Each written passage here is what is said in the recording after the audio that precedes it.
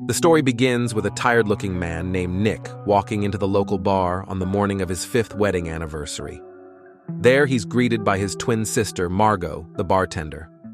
While they chat, he tells her about how he no longer knows what his wife, Amy, is thinking. He reminisces about the first night he met Amy and how they quickly hit it off. Unfortunately, since they got married, it hasn't been the same, and Nick no longer feels the spark that he once felt. As he plays a game with Margot, he talks about how Amy plans treasure hunts for him on their anniversaries. Sure enough, the phone rings, and his neighbor gives him the clue. Nick returns home but doesn't find her. Rather, he finds the table turned upside down, with the glass shattered. Not long after, the police arrive at his house to investigate. Detective Rhonda and her partner James inspect the house, and she notices a bloodstain in an unusual place. Detective Rhonda eventually comes across Amy's book collection and is impressed by it. This causes Nick to recall one of Amy's book publishing parties. That night, she told him that the book was based on some aspects of her life and admitted that the character, Amazing Amy, was living the life she always wanted. After inspecting the house, Nick is taken to the police station for further interrogation, and Detective Rhonda gets a bad vibe from him because of his lack of concern. The detectives return to the house to continue the investigation and confirm that the red stain was blood. James also discovers that the house is rented in Amy's name, along with all the other properties the couple owns. Rhonda also finds another clue in the drawer. The next morning, Nick wakes up with a hangover, and Margot tries to prepare him for the press conference, but he just decides to be himself. Surprisingly, during the press conference, Amy's parents begin using the stage to advertise Amazing Amy's book. Afterward, Rhonda gives Nick the clue she found, and he immediately knows what to do with it, explaining that they have treasure hunts on their anniversary. He goes to the school where he works and finds the next clue, but Rhonda interrupts him and begins asking questions about the strange clue, which happens to be a pair of underwear. As the investigation goes further, the people around Nick start to find Nick's apathy towards Amy's disappearance suspicious, but he claims that he's deeply affected by it and just wishes he wouldn't be judged by everyone. Several entries in Amy's diary in the form of flashbacks show that the marriage was deteriorating over time. Nick had lost his job first in the recession and fell into the depression, but Amy stayed by his side and encouraged him as his wife.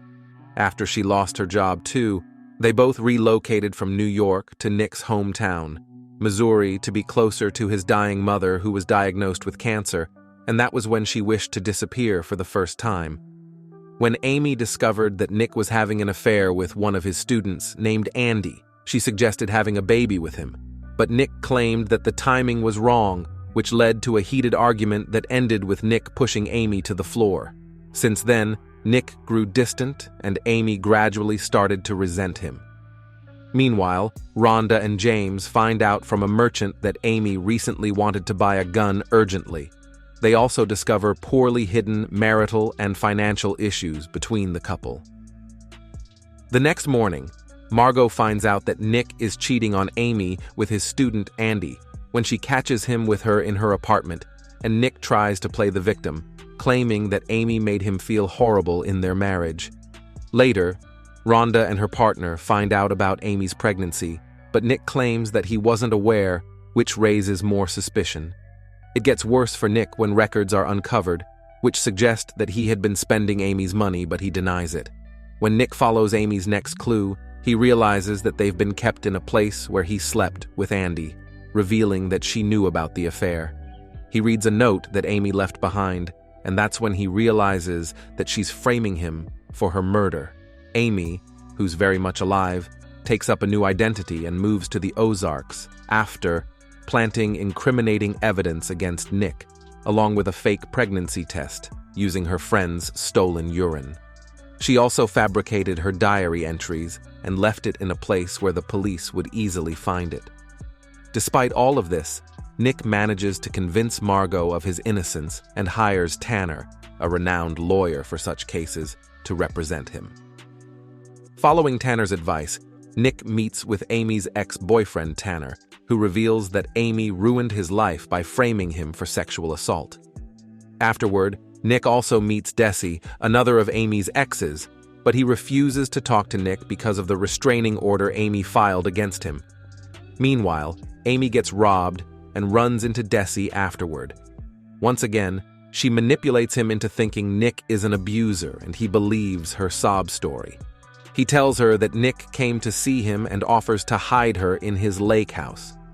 With the public now thinking that Nick killed Amy, Tanner advises him to come clean about his affair with Andy, to change the narrative so he does, even after Andy suddenly fesses up before him. The heartfelt interview works, and Nick gains the sympathy of the people. However, Rhonda already has enough evidence to charge Nick with murder, so Tanner advises him to prepare for a trial. Meanwhile, Amy, who watched the interview at Desi's place, was touched by his words when he said he loves her and rekindles the old flames she had for him. As such, she plots her escape from Desi's house to be reunited with Nick.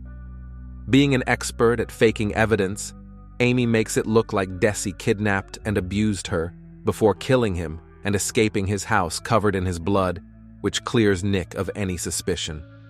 Amy's scheme almost worked as the FBI was none the wiser. However, Rhonda is not convinced that Amy's story is true, so she keeps digging. Meanwhile, Amy confides in Nick, revealing that she killed Desi to be with him. Nick tells Tanner, Margot, and Rhonda about it, and they all conclude that she's guilty, but because there's no evidence, they can't do anything about it. 7 weeks later, Amy realizes that Nick is planning to divorce her and expose her on a televised interview in their home, so she reveals her pregnancy to him before the interview, having inseminated herself with his sperm from a fertility clinic. Initially, Nick is furious, but feeling responsible for the child, he decides to stay with her, and the story ends with the couple announcing that they're expecting a baby together. That's all for today's recap. Hope you enjoyed it. Please like, subscribe, and hit the notification bell to see more videos like this. Thanks for watching and see you next time.